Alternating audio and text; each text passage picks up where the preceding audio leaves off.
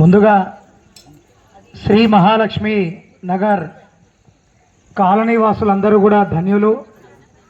ఎందుకంటే వినాయక నవరాత్రి ఉత్సవాల్ని దేశవ్యాప్తంగా నిర్వహిస్తున్నా కూడా కొన్ని వినాయక మండపాలు మాత్రమే ప్రాధాన్యతను సంతరించుకుంటాయి.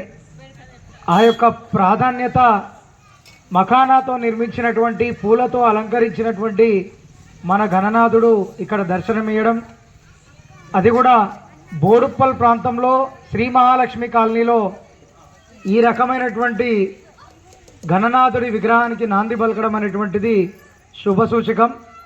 గణపతి అంటే ఒక ఆకృతి కాదు, ప్రకృతి. ఎందుకంటే మట్టితో చేస్తాం, పూలతో పూజిస్తాం, సాగరంలో నిమజ్జనం చేస్తాం. కాబట్టి ఈ ప్రకృతిని ఆరాధించేటువంటి విధానంలో హైందవులు ఈ హిందూ శక్తిని ఏ రకంగా చాటుతున్నారు అనేటువంటి దానికి మన యొక్క పండుగలు ప్రతీకగా నిలుస్తాయి.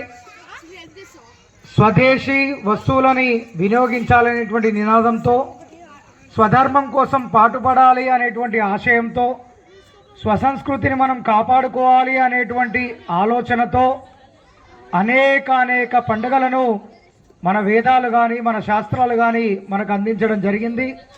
అదే బాటలో నేడు అశేష జన సందోహంతో గణేష్ నవరాత్రి ఉత్సవాలు నిర్వహించుకున్న శుభ సందర్భంగా మరొకసారి ఈ మండప నిర్వాహకులకు, ఈ కాన్సెప్ట్ని ఆలోచించినటువంటి మేధస్సుకు అందరికీ కూడా ప్రత్యేకమైనటువంటి శుభాభినందనలు తెలియజేస్తూ, బోలో గణేష్ మహారాజకి, బోలో గజానన భగవాన్ కి, బోలో పార్వతీ నందన్ కి, బోలో మహాదేవ పుత్ర की, बोलो मूषिक वाहन की, भारत माता की।